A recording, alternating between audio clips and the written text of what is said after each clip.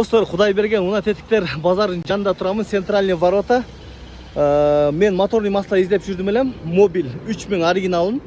Киргенде достар биринчи контейнер бар екен, сол жақта. Мына воротадан киргенде сол жақта контейнер бар. Антифриз жана ошо маслалар саткан. Ошол жерден оригиналын таптым достар. Оригинал Shell дагы бар екен. Эгер оригинал Shell, оригинал мобиль издеп аткан болсоңуздар, мына ушул жерден табасыздар. Анда көргөзөйүн.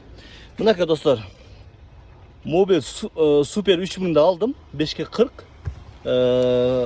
Masляный filtre de aldım.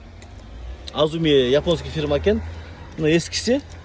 Dostlar bilesizler, başta bu özü finski masla. Bunday ушундай түстөгү канистрде месел ал более мындай темный түстөгү канистрде болчу, серий темно серий деп койсок болот.